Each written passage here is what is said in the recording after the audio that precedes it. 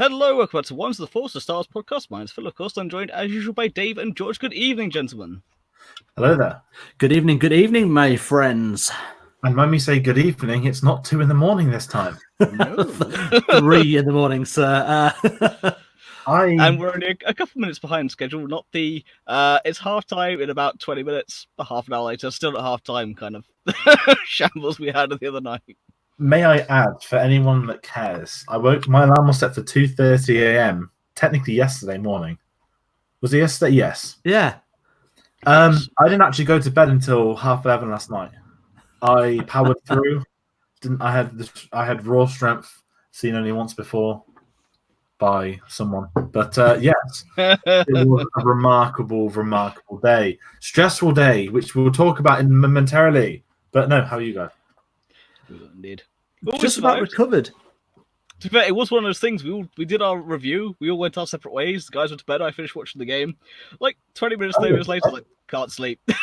Yeah. just too much adrenaline. it was when like I lied down, and in my head was just like Star Wars, Star Wars, and like not the normal kind of. It was there like, what does it mean? Oh my god, I don't want to miss the tickets going on sale. Like in my head was a whirlwind of pure thoughts, and I said, I'm not going to sleep for 2 hours. That'd be a waste of time. You're right. Yeah, but no. For those that don't know, not jumping in too quickly, but yes, the Star Wars trailer came out yesterday. That's what we're discussing. That's the main news piece. We're not going into it too much. I'll use this moment to hype up our video that we're all talking about from yesterday. It's our trailer kind of combined reaction discussion. It was none of our first time viewing the trailer, but we put it there multiple times for people to have a look at as well. You've probably seen it by now. You've probably bought your tickets by now. But I tell you what, it was actually kind of nice because I watched the trailer go out live during the game, so it was nice when you guys loaded up the streams. Like it's not on YouTube yet. Watching you refresh it and then actually watching your reactions as you saw the trailer for the first time. I mean, it's kind of cool because I sat there, I knew what was coming, so I knew at what points you're at. And watching Dave was sat there most of the time going, until about halfway through it. What? Like, and he's hooked. It's all good. Honestly, I think I turned mine off. I mean, you had. No one would have wanted to sit in my face when the Lord emerged from the showers. The greatest entrances in modern cinema, and I hope it stays like that in the final film. But no, that's our quick go and look at that video kind of advert. We actually have not a packed show, but a bigger show than we thought we would have. I guess that's fair to say, considering we went live 36 hours ago. It's crazy that Phil and I did Sunday evening, then we were live with the reaction to the trailer. It was Monday. That's what my word! That's where we are. Yes, sorry. We did our Monday for Resistance breakdown. Then about 6 hours later, we're back on to do our trailer review. And now we're back doing the show. I have no idea what day it is. Yeah. All we know is that we're less than 2 months to Star Wars. That's right there. And I guess I'm going to use this moment not to discuss the trailer or poster, but they are both out there. I guess the main talking point is going to be tickets. That they're on sale. Yes, let's talk tickets. Tickets are now on sale. Good luck. George, do you want to run us down through our experience getting tickets? Yeah, I'm gonna run through this. So this kind of ties into yesterday. So in America, the tickets were on sale at 8 p.m. local time America on Monday. I'm gonna jump in that it broke one of 2 records in America on Monday. Let's go for a time slot. Should we just go through the evening emotions? So it crashed every American ticket website there is, as usual. They've announced that it's the quickest selling pre-sale in 1 hour. That's a very weird record to have. It's very exact. And like, we're going to take it right down to the second of what's happened. Yeah. Hour and a half Endgame's record was 2 hours Endgame's record. It's a record nonetheless, but there's many mediocre records that are out there. And obviously the big one, this is the quickest pre-selling Star Wars film, which immediately I think puts it to second in history behind Endgame, because I believe episode 7 is the All Conqueror still. It is, yeah. So that's the kind of Monday night America. I saw a lot of Americans moaning that they had to watch a trailer at 10:15 in the evening. I'm not even going to get started on that. So let's leave that there. Forget sometimes trailers go out worldwide. But what they've also put on sale in America, something else we don't get in England. AMC theatres are doing 27-hour marathons, which is all 11 films. Shame on British cinemas. Shame on at least one London cinema for not even giving it a go. I would have happily booked that. Don't know about you guys, but I'd have said, see you later if you don't want it. Well, I do the Le Mans 24 hours every year, so I know what it takes to do a 24-hour marathon, let alone a 27.5 marathon. I love it. I would have done it, but at the same time, you kind of want to be awake by the time you get to 9. By the time you get to that point, you want to be able to concentrate. You want to be able to enjoy it. You don't want to be falling. You don't want to risk falling asleep halfway through 9. It's just not worth it.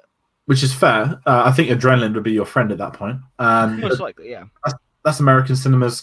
Then obviously we had the trailer drop, and they basically said, well, the official Twitter said that the tickets are on sale in England. Star Wars UK said tickets on sale now. Wasn't the case. It wasn't the case at 3 a.m. I may have given my friend a heart attack when as soon as you put that in our discussions, I sent it to my friend because I know she was up watching the trailer. I was like, yeah, tickets are on sale now. I went, oh no, scrap that. You gave me a heart attack. Hey, you're not the only one just had a heart attack. Yeah, Americans know when they're going to sale. We had to wait 3 a.m. Nothing. No, apparently they were quite surprised in the American audience as well. They were expecting it to go after the trailer. But then apparently they all went live about 8 o'clock. So I know there's been quite a discussion on Twitter of people who missed out on tickets for the midnight showing because they went out before they were expecting them. No, I understand why they probably wanted the servers not to crash, but the moment the entire world sees they're on sale 2 hours early, the servers crash. So it's one of them. Still no tickets at 4 a.m. No tickets at 5 a.m. No tickets at 6 a.m. This is the big one for me. 7 a.m. is when episode 7 tickets went on sale in England. There was still nothing.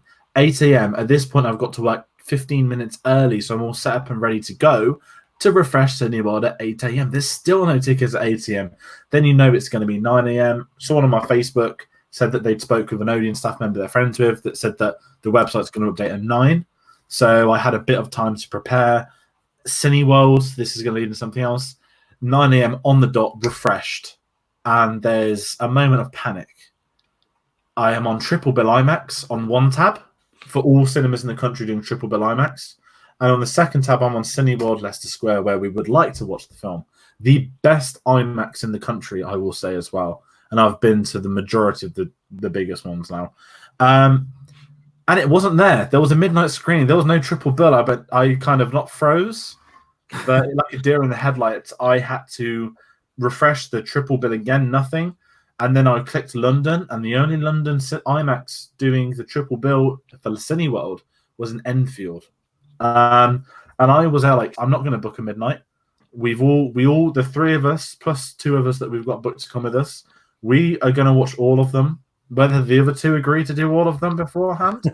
One of them one of them was definitely pre-warned. One of them was definitely pre-warned of that one. We knew it was a possibility, but I am not going to have everyone meet up for one film. So I went straight to the BFI IMAX, and the word book your triple bill. This is going to come in really important, guys. Triple bill is going to be said more in the next 10 minutes than you've ever had in your life.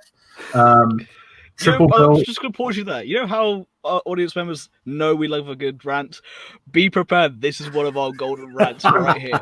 This was just a disgrace. But so I booked the triple bill. Now, I don't know if I told you guys this bit. BFI IMAX, at this point, it's 1 minute past 9. I get onto the page for triple bill, and the whole middle is like middle bit done. Wings, no one's touched, but middle, left and right, couple here or there. There was a 5. And I had to press and count it just to get the guarantee. I was like, oh my word, we've got row like K or L, one of them, high up ones.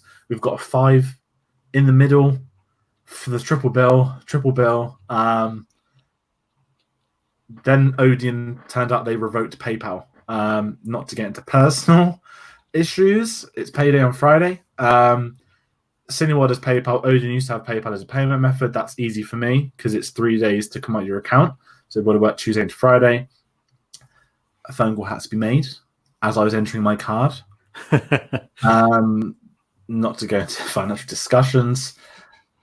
someone in my family realised just how big a deal this is, and they probably half expected it, honestly. But that was booked. It was sent through. Booked the 5 tickets. A beautiful email comes through. Congratulations on booking tickets to 2D episode 7 and 8. And I made nothing of it. I thought, they've just forgot to put episode 9 in the typo for this. And then it's all good. I'm chilled out. I'm buzzing. I booked my family's evening showing at the Birmingham IMAX because it's a lot closer to home. Book all of that. Everything's good. Everyone at work. Book people booking around me and stuff as well. Gets to, I'm going to say 11:30, 12 o'clock, 1 o'clock. Around then, yeah. Some guy, luckily who I started following recently on Twitter, but I've got to the BFI IMAX. I don't know if anyone saw that Odeon were doing like a deal. First 100 people through the door, got a goodie bag. So I came to the IMAX during rush hour in London, which isn't any easy thing, which is true, especially Waterloo. Oh, hell no. No. I know where it is. Yeah, no, that, and I've driven through central London. Yeah. That's not fun. He didn't open the door at 9, so he booked his triple bill online, and obviously went in when they opened the doors and stuff.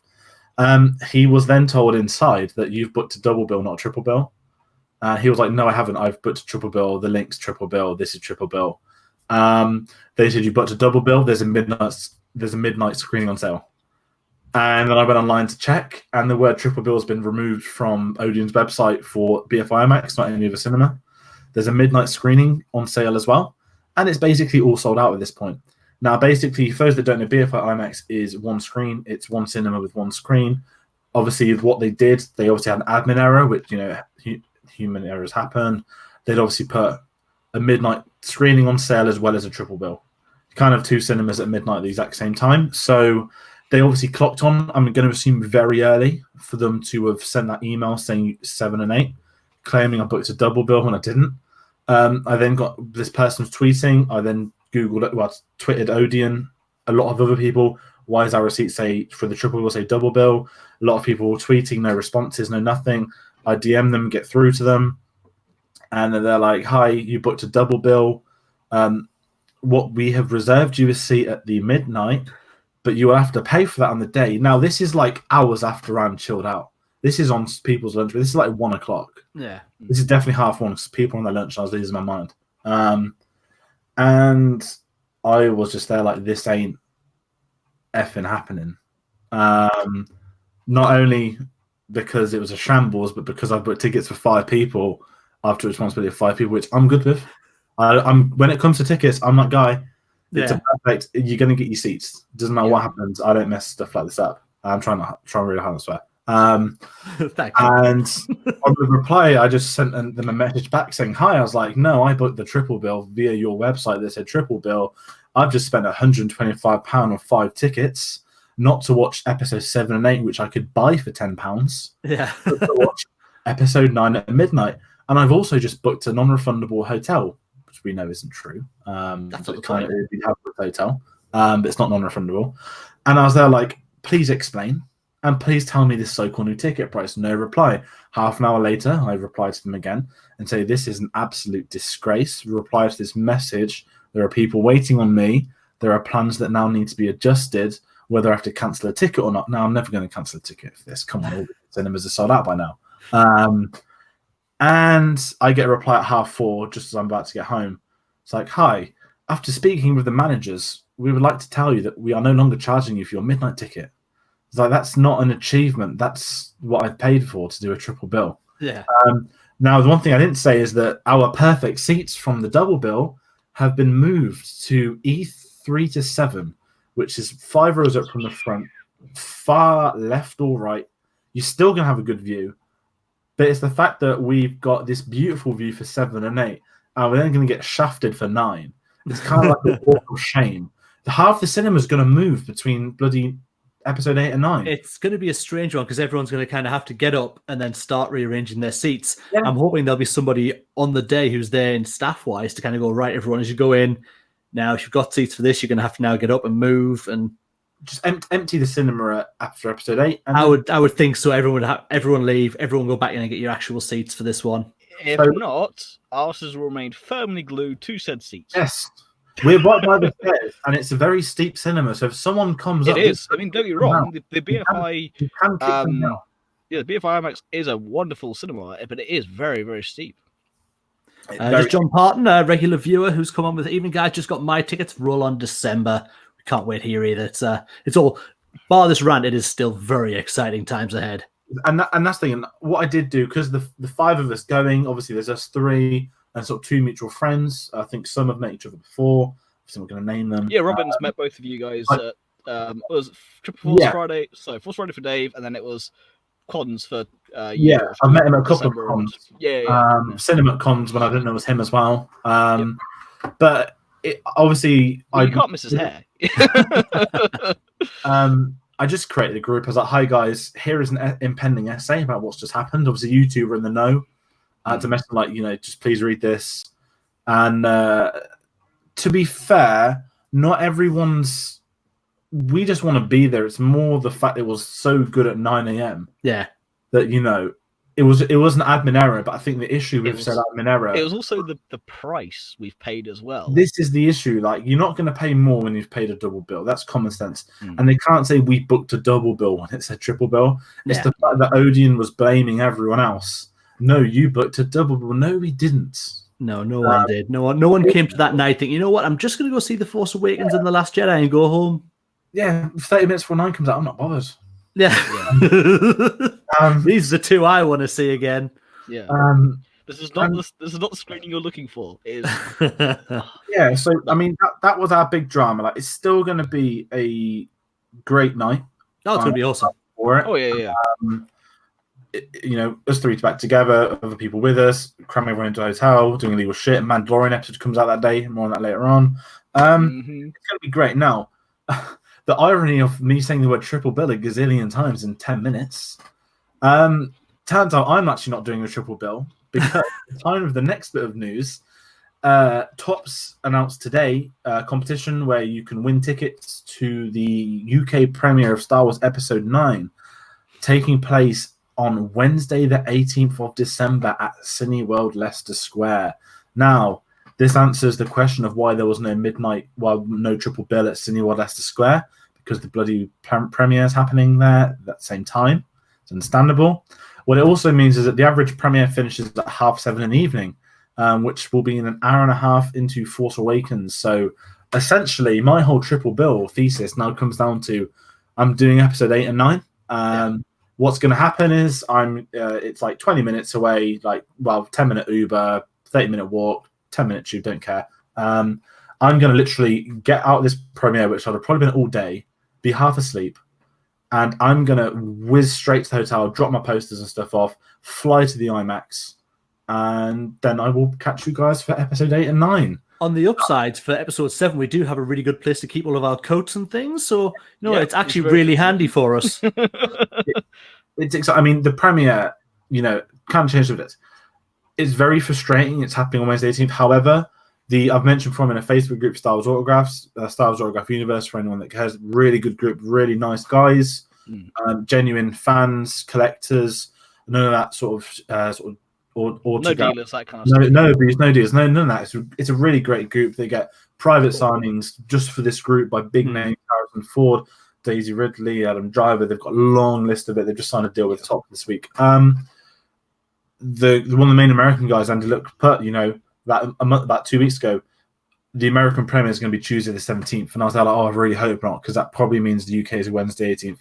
He's right, Wednesday 18th in England. Yeah. Now, if anyone can cast their mind back to episode 7, this is before I did premieres. I wanted that to be my first premiere, but I didn't go because that was also the Wednesday, and the film was the Thursday night, and also tickets on sale before they announced that premiere date. But what it also was, and I'm guessing this is kind of a news piece in theory, that the cast all did the Tuesday world premiere in America. They all famously got on the Star Wars R2-D2 plane, all flew to London together for the premiere on the Wednesday. I've got a feeling we're getting this exact same thing again. Yeah. Exact same. I'm tempted as well. I must admit, you've been. It's just gone through my mind of potentially joining you, but we'll see how things work on that one. I'm not. I'll see the cinema. Premieres are long and they cannot be rewarding. However, I met Adam Driver 2 weeks ago. I couldn't get a photo. Didn't have the balls to ask him for a photo. Instead, I kind of got to like tell him he's my favorite actor in the world. And he said thanks and stuff. Really nice, but it was by a car, the conversation after a red carpet premiere, not me in a pen. This was me like media-wise. He doesn't want to talk to press. Not that he knew I'd press anyway, but he's done his media duties. He's not going to stop outside his car because the moment other people see, there's going to be hordes of people and over. Yeah. So, I still got to meet him. I need that photo. All I want is a photo with him. But no, that's the premiere. That is, I guess, the episode 9 news for today. Yeah, I think the only other thing I wanted... We haven't actually talked about that yet, so we want to quickly put that up and have a little I was going to just mention... Okay. It is beautiful. Sorry, go on. Sorry, Dave. No, fair enough. Poster, yep. Sure. No. Just while we're on ticket news, all I was saying is it was also, here in the Northeast, we've advertised, we've got an audience up here, we've got 2 IMAXs, and it was going to be announced, triple bill came out. Now, they only released on the morning the tickets from Thursday onwards. They had no midnight screenings up. So I've got tickets for Friday to go for Friday night showing. And then about 12 o'clock, they then put up the triple bill for the IMAXs, which I just felt was a bit snidey, that if you were really after tickets and it came out, so no midnight screening, you jump in and get the other tickets, and then you think, oh, there is a midnight screening. And some people just don't have the money to shell out on 2 screenings. Two screenings of this movie, and I just felt that was a shame they didn't put the IMAX triple screenings up from the start with the rest of the tickets. Yeah, it's a bit shady especially when all they got to do is press a button. Yeah. Tickets Endgame had massive issues purely because they released them, but like sporadically across the space of an hour, and it kind of backfired. Some chains had them up, some didn't. Yeah. I was really worried about having a repeat of that. I know that, I'm not going to play politics and finances. Star Wars 9 will not outgross Endgame. No competition, no rivalry, none of that jazz. Financially, Star Wars is not what Avengers is in South America and China. Domestically, it's a lot bigger. In Europe, Star Wars is a lot bigger, but it's never been able to tap. I say Asian market, it's more the Chinese, which is right now the most lucrative market in cinema. Oh, absolutely. Into politics, but I don't like this competition of Star Wars needs to outgross Endgame. No, it doesn't at all. It's not a competition. I wanted Avatar to be dethroned purely because Avatar shouldn't be at number 1 spot. With the amount of re-releases and the rest of it had, it kind of it's in cinemas like 10 months. Like, come on, like Force Awakens crossed 2 billion. I was proud of that. I was happy with that. Again, the record it broke every record that was pretty much there. So I'd want to say Endgame and Infinity War start taking a couple at a time, but Endgame just kind of obliterated the world. But there's no competition with it. But it's just exciting. And at the end of the day, as much as I love Marvel, these 11 years, whatever, Spider-Man 2002, all these 20 year stuff, I'm sorry, but none of them are bigger than Star Wars. Star Wars is Marvel is 3 films a year. It suits that whole comic books, every monthly comic books come out and whatnot. Marvel has that not repetitiveness, and this sounds really awful, I'm not trying to criticize it. Marvel is exactly what it is, that you can get away with 3, 4, 5 years if you really wanted to. Star Wars is a different breed. It's a different prodigy. We've been talking about too much Star Wars in too short a time. A film a year. One Star Wars film a year can be perceived as too much. Yeah. And this is ending a 42-year franchise, not kind of a bookmark end of an 11-year franchise. Granted, there's been some great memes. Sorry, of the saga will end. I saw a great meme of Follow. That was George Lucas laughing. But no, I don't know if I'm ranting or tangenting on, but No, I think you've said it kind of perfectly that we're not, like you say, it's not about competition with Endgame. And I think Phil put this in our review of the trailer, which is also on our YouTube channel and available on audio as well if you want to go check that out, that this is about a really good ending to the saga. That's what we're interested in, not how much money it makes. It could make the money that we put into it on the opening night and finish. I'm all right with that as long as I see a good ending to the saga I've loved forever. I think Lucasfilm would be a bit disappointed if all it got back was our money. I'm not going to lie. That's their problem, not mine. Genuine heart attack if all it got back was 125 quid. Not my problem. We can guarantee it'll make a bit more than that. However, yes, going to wrap it all up. Talk about 9 with the new poster, as I said. This is just glorious. I've looked at it more and more since, I mean, we put it up while we're, again, talking about the trailer. Live stream is available on YouTube and audio is available. But yeah, so it's grown on me a lot. At first, I was looking at it, and the placement of the Falcon is still the only thing I really have an issue with. That it kind of covers Kylo that way over the mask and things. But that really, if you could take the Falcon out of that poster, to me, I absolutely adore it. Yeah, I'd agree. I want autographs on it. I would happily. I sit there looking and saying that you could actually complete that poster within, I want to say, 2 years. You could have that entire poster complete. Oh yeah.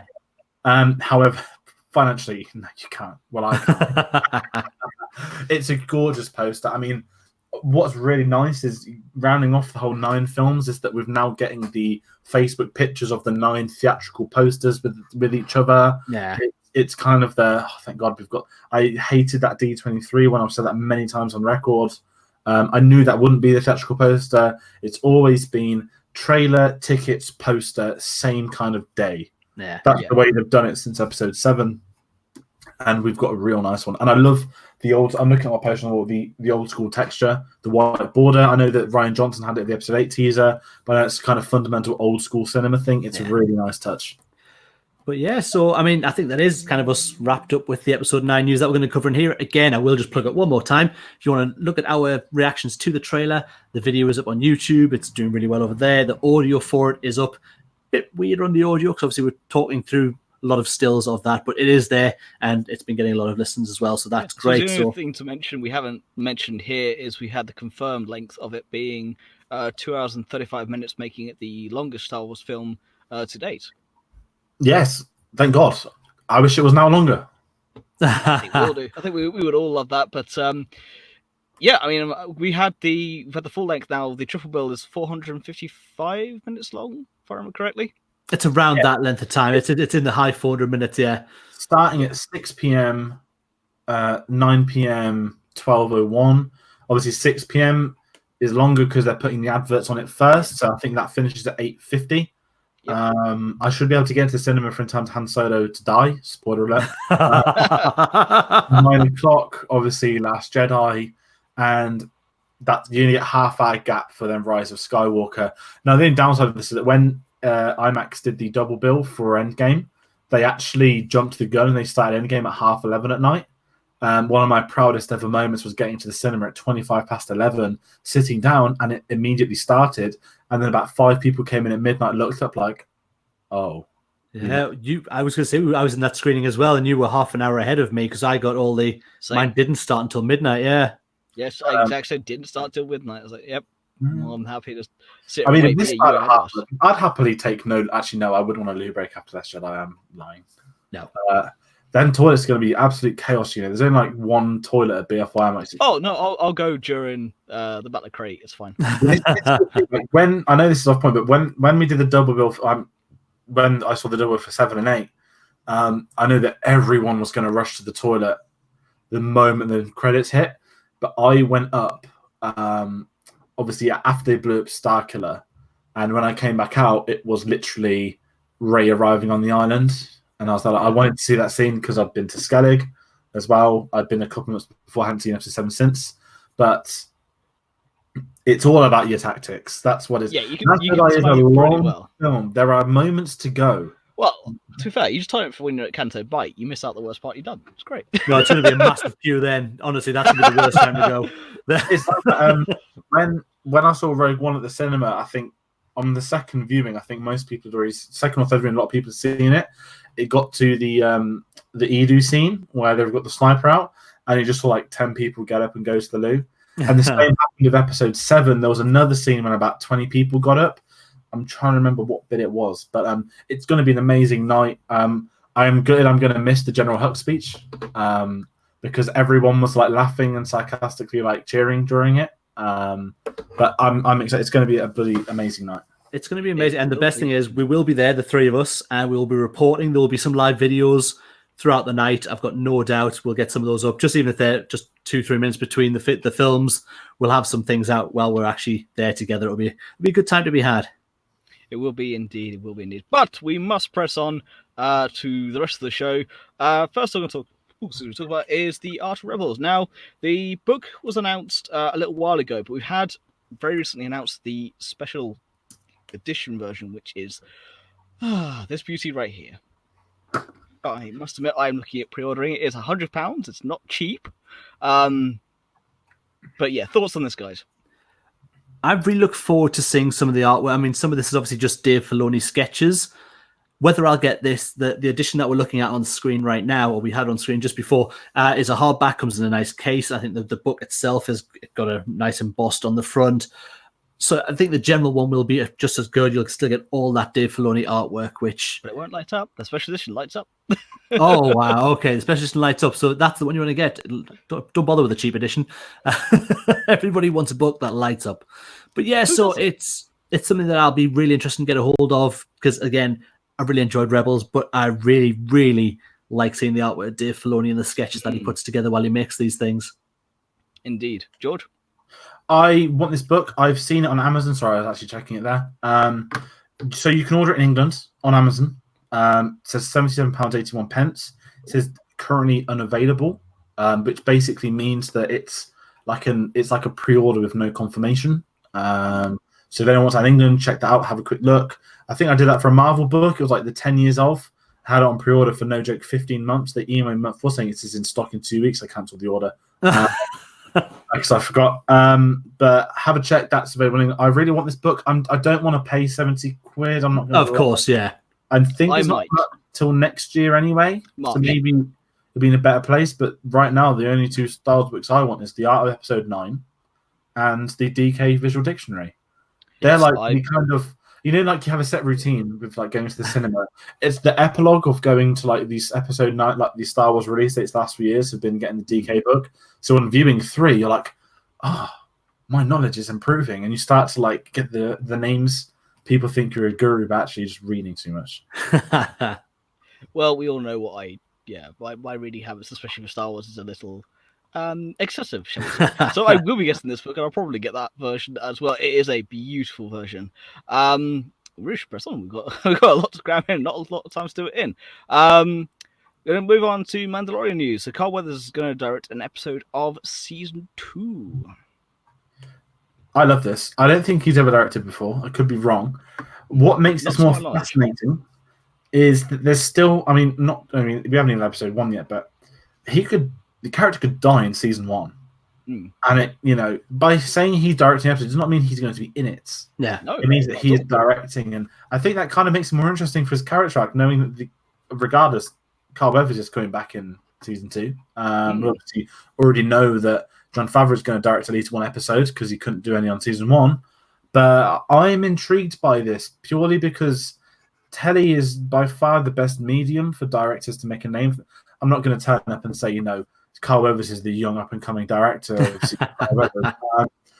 TV is certainly an area for risks. Rian Johnson, he did a couple of films before. He got his name via Breaking Bad, directing some of the best episodes of the best TV show of all time. That's how he got his name. That got him Looper. That got him episode 8. TV is really the place to show yourself. Taika's doing Star Wars. Bryce Dallas Howard's debuting doing Star Wars. We've got, apologize, I've forgotten her name. Is it Deborah Chow, who's doing Kenobi? She's doing 2 episodes of season 1 Mandalorian. She's now doing all of Kenobi. Telly is the place to not just make a name for yourself, you make the connections for yourself. And I'm kind of intrigued and excited at the same time. I love the curiosity of who's going to direct TV episodes. It's become more of a thing, certainly, where it used to be a case you'd probably have cast members who would watch the director of episodic television, and then they would want to do the direction of an episode. Now, you've got to know that a lot of these TV series, that whether there's a director there or not, they would get made. The director is often there as, we'll pass up the director. But these films and these shows, especially of the size of The Mandalorian, I look at things like the DC shows, things like that, they're so well ran with their production staff and the coordinators and the script advisors and their story people. The director, yes, is there, but probably not the biggest role that they could have. But it is nice that if you want to step out of doing the acting, I don't know if Carl Weathers has done any directing before at all, but it's really nice that he gets to do it in Star Wars. Yeah, I'm not sure if he has either, but it'd be interesting to see. There's also the good point you made there, George, of we don't know if his character will make it to season 2 or not, but at least he's coming back for season 2. Of course, we have some Bryce Dallas Howard doing one. You've got Taika Waititi done one. Of course, he's also in it as IG-11. Dave Filoni's doing 2, the first episode, and I believe the third or fourth episode. I think he's doing as well. I know he's doing a couple of them, but he has done the first one. Filoni is Lucas's right-hand man. We all worship the ground he walks on. The guy is incredible, especially with what he's done with the animated side. So to finally see him step into the live action, I'm very excited to see what he does with it. Absolutely. Next piece of news we have coming up is the airing dates for actually Mandalorian as well. So we have. Do we actually have that on? I don't know. I know him. So it's going to begin on the launch of Disney Plus, Tuesday the 12th of November. Now, this is what makes it more interesting. The episodes are going to air every Friday that follows on from that. So from Friday the 15th of November will be episode 2, straight through until, I believe, the 27th of December, the season finale. The more interesting thing about this one is that the week of episode 9, they're not airing it on the Friday for obvious reasons. Episode 9 is out. They don't want to detract people from episode 9. That's going to air 2 days earlier, Wednesday, the 18th of December. Guess what, guys? It is airing on the 15th and the 22nd. So it's the 12th, the 15th, 22nd, 29th, 6th, the 13th, the 18th, and 27th. Yeah. So no. Basically every Friday except launch day Disney Plus and the week of episode 9. Obviously, in theory, we can't complain about not getting the airing date of Wednesday, the 18th of December, because legally we aren't allowed to watch it on the 18th. Nope. Well, it's also the 12th and the 15th as well, so it's only got 3 days between episode 1. Yeah, the first episode, and then it goes to the Friday, so you're getting a very quick burst of 2 episodes. Which is good. But yeah, as George just alluded to, we certainly can't watch that as it comes out anyway. We won't even have it by the time we see episode 9. We still wouldn't have had Disney Plus released in the UK. We don't even know if we're getting it in time to get Clone Wars Season 7. That is a alarming and sad fact. I know it's all rights issues and stuff like that, but come on, everyone would happily pay £5 even if it's not fully there. Oh, absolutely, yeah. It's not going to happen, unfortunately. We will report on it. We will see the episodes. Unfortunately, we are going to have to. We'll put it out there now. We are going to have to get them by other means. Every episode because we're not doing illegal things. Oh, we'll just fly to America. Sorry, we are. Yeah, plane rides. We make a lot of money on here. Memory, guys, we've got you covered. So we will be talking about those episodes come, no matter how many places we have to fly to see it. But yeah, so that is that's they're coming soon, and that's not many episodes. Coming soon to a screen not near us. Yeah, pretty much. It really is in a galaxy far, far away, as far as we're concerned. And that's you get the Eurostar to the Netherlands. We'll have to do that, every week, yeah. We could also kind of also talk about the budget. It's now been rumored to be 15 million per episode, because 120 mil total, which is a sizable chunk. It's Game of Thrones level. Is that bigger than Game of Thrones now? Game of Thrones was 10 million episodes. Yeah. No. Game of Thrones began at a couple of million episode, finished on 22 million episode. I think the most expensive Game of Thrones episode is Battle of the. Can I say?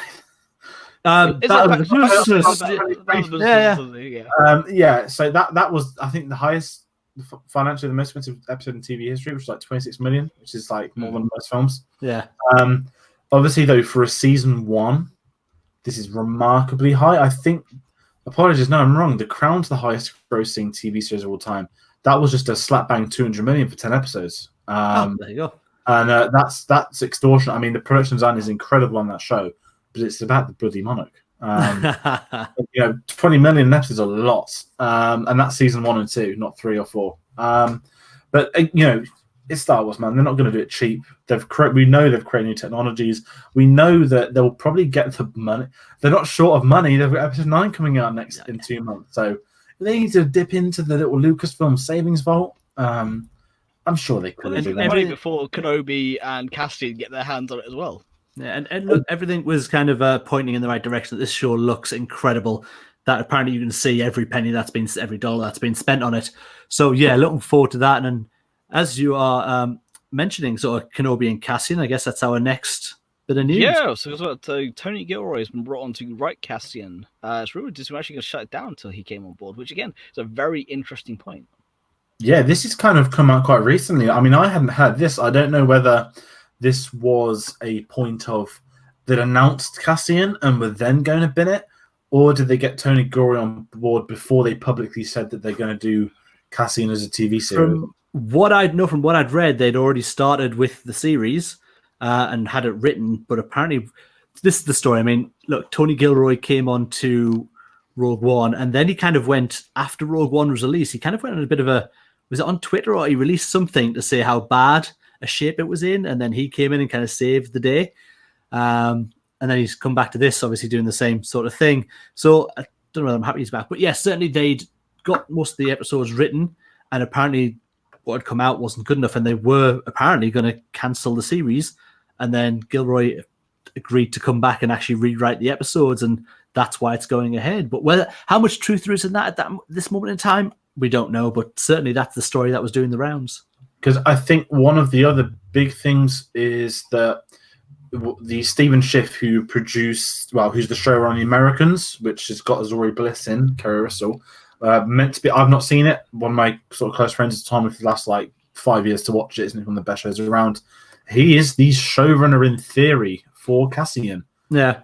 And was quote going to write some of it. But if now that's gone to Tony Gilroy, I don't know if Stephen Schiff's left the project or if he's showrunning but not writing. Or I think he's showrunning, not writing. I think that's more what they've kind of come to an agreement on. But I mean, it's meant to film early next year in London, so it's only a matter of time, I guess, until formally things start coming out. I know that Mandalorian didn't formally get announced until a month after it started filming, which when you go back to it was crazy. The fact there's there's rumors of Star Wars has already started filming. You're like, what? And then it's real. It was one of the surprises. It was a case of, there's some truth to this. And the Mandalorian, and of course, now we have had the first trailer, we've had snippets here and there, we've had what was that Celebration, of course. This is the thing, we've only ever had one official release trailer for the Mandalorian, bar what was shown at Celebration, which of course we didn't. Well, we weren't supposed to see, but we saw. But we've only had the one trailer. It's interesting to see what they do, if anything, in the coming weeks. Of course, they want to build up the hype for episode 9, so it isn't that very weird period between the two of them. So we've now gone to the next bit, which is back onto Galaxy's Edge news, with Star Wars Land food names were taken away and changed. People didn't understand the references, are now been put back after 1 week. It's a bit of a non-news item, but at the same time, it's kind of an interesting one. I'm not too fussed, guys. It's a strange one that you go into a Star Wars land where everything is so immersive and you are taken into a world. Then people would go to a restaurant and complain because the names of the actual food items weren't what they expected, even though apparently on the menu you would have the Star Warsian name of the dish, but it would tell you underneath that exactly what was part of that dish. So it's a really weird story. I'm glad it's been changed back. I really am. It seems really crazy in a PC environment that they would change that because a few people complained about it. Yeah, it is I know it's a non-news story. It's a funny one. How can people complain about the name of food at Star Wars? You shouldn't be there if you don't get the references. I'm sorry. There's a literal bounty hunter walking around that you can interact with from a book, which if you don't know who you're looking for, you won't find her. It's that immersive, and you're complaining about the food on the menu because you don't understand what you're looking at. You should not be. The funniest thing is that underneath the menu names, it actually says what the food is. Yeah, it says exactly what's in them. So yeah, it wasn't difficult to understand. But you know what? I think some people just out there like to complain and not keep the positivity that the rest of us kind of do. Indeed. And from one of our famous rants to another famous rant. Let's bring up the Gwendolyn Christie rant, shall we, people? She's been signed for Star Wars Authentics, £150, is it £150 or dollars? $150. They have nabbed her. It's another one of the main trilogy. Not the main trilogy, but the new trilogy. Sorry, that's signing for them. Obviously, everyone knows that Lucasfilm are tied in with Tops. It's probably Lucasfilm asked them, if you're going to sign, please sign privately with these guys. $150. She did a convention about 2 weeks ago in America, $99. I got her for free at premiere. She's signed to show door, everyone, everything. She's a very, very talented actress. And I think over the last year, her reputation, especially since getting nominated for the Emmy for Game of Thrones, is getting higher and higher. I see her being somebody that eventually will get fed up of dealers. Not fed up of signing, not that at all. But she is certainly not someone that is probably intimidated easily, that is probably going to have a short fuse of people. But her value will rise, which will lead to more autograph drops. But it's nice to see her. Well, I say not nice. I don't really like Styles Authentic, so I don't think any of us are really fond of them, are we? No. Especially when I worked out that to get a personalised signing from Harrison Ford was going to cost me $100 per letter of my name if I put my name in full. If I'm paying $1,500, I'm putting my name in full on there, damn it. That was the... Sorry. Yeah, it's just, I mean, it is really nice they do get the big names, they get the people they want to sign, and that's great.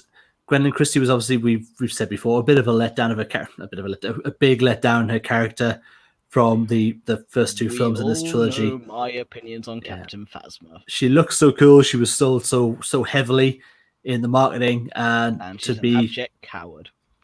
and just not a very well thought out character, it felt. But hey, you know what? If she's signing, that's great. I'm sure a lot of people will be after her autograph to add it to their collection, especially for Game of Thrones fans. Yeah, I love her as Brienne of Tarth. I like Gwendolyn Christie. I think she's a great actress.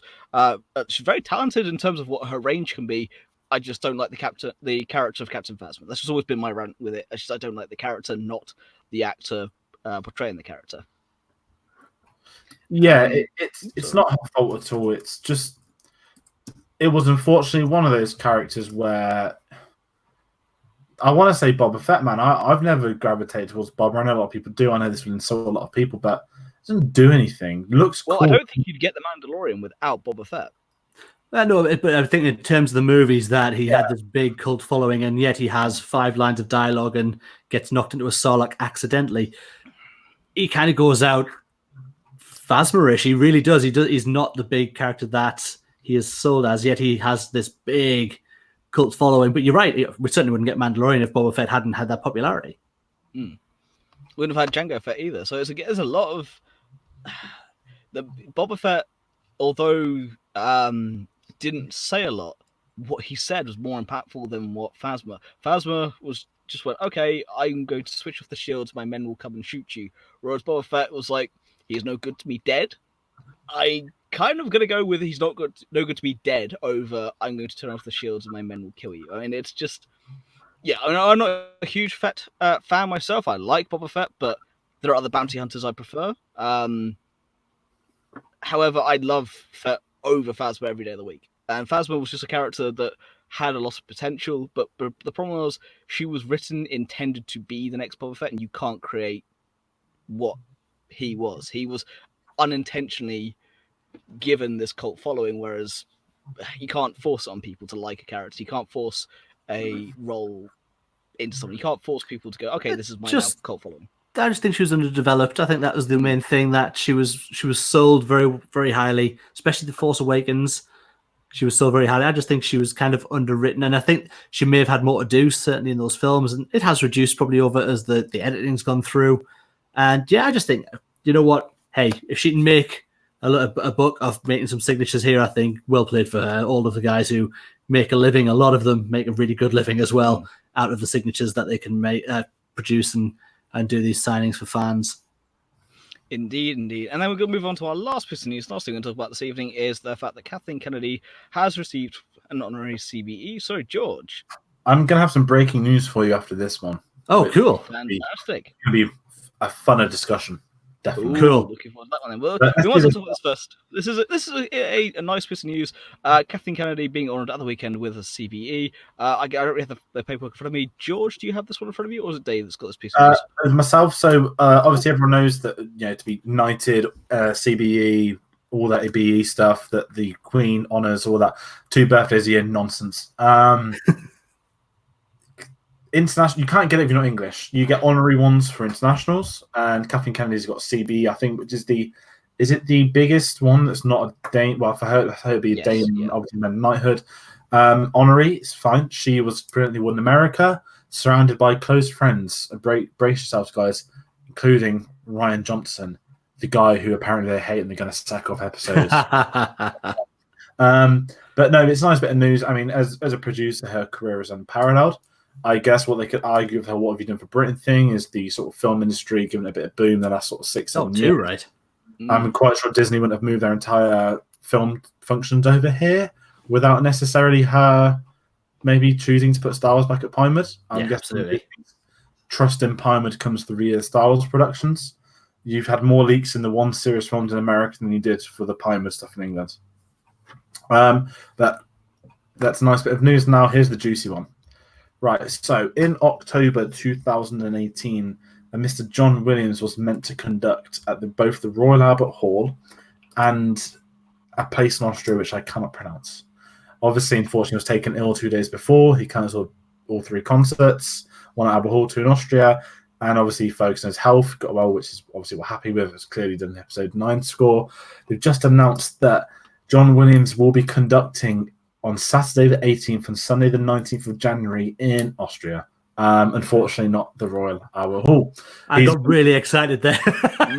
So did I. I got my birthday's a few days after that. I was like, They've already announced what all of the music is going to be from it, and I really want to go.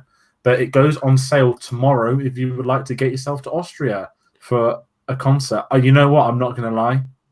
The thoughts crossing in my mind. You can get because you missed out the first time as well with having the tickets for the show. Yeah, and I'm going to naturally assume that I'm an Albert Hall member. Knowing my luck, I'll get an Austria ticket and then they'll announce a London concert. So tickets go on sale for the general public at 9 a.m. tomorrow. Is that Austrian time? I don't know. But that was CET, that was Central European time, yeah. It's a matinee performance as well, which is even more remarkable. But fair play to him. He does his Hollywood Bowl concerts in August, where he comes out and conducts at the end. This one, he's going to conduct the entire concert, one absolute unit, and I'm sure that'll be very close to his inevitable Oscar for episode 9. But that's a nice bit of not episode 9, that's a nice bit of breaking news. He's returned to conduct, going overseas as well, I guess, which is a big thing. So Albert Hall, please get your act together. I somehow doubt it, though. I think they'd have announced it by now if he's going to do his Austria. He's done the others as well. Yeah, you're absolutely right. But it is lovely that he's now returning back after he's got himself fit and healthy. And you're right, on his Oscar ride towards his Oscar for episode 9, of course. Mm-hmm. Hopefully there'll be a few more others than just the inevitable John Williams one, but we'd be happy when he does receive it anyway. I think that's about it for this evening. I think there's anything else to add, guys?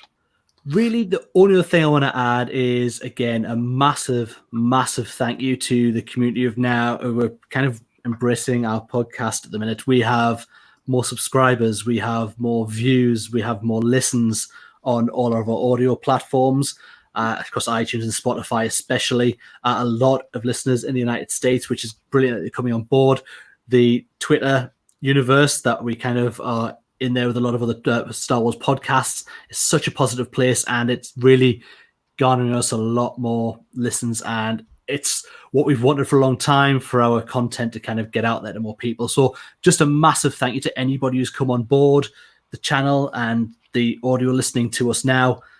Really, really appreciate it, guys. Thank you so much for that. It really, really does mean the world to us. Indeed. George, anything else to add?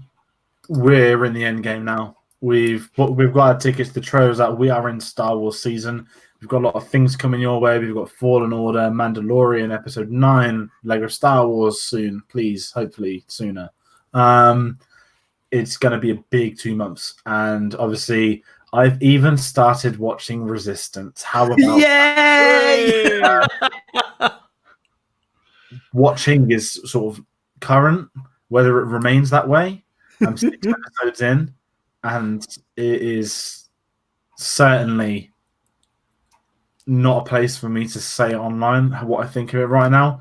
I will give it time to the quality that everyone says it has. So I am on not even a binge watch. I am making myself do something. So it's one of them. Couldn't be proud. We're like proud parents up here. I'm going to get slap bang up to date, and I'm just going to go in like them last Jedi people. It's ruined my life. No, it's not. No. Yes. And of course, though, speaking of Resistance, we will plug our show next week. Dave and I will be back next week on Monday talking about Resistance episode, season 2, episode 4. Looking forward to that, which is the hunt on Covers 3. Yes, that might be the planet's name. It's definitely Hunt on a Planet. I just couldn't tell you which one it was. It is indeed. So come back for that.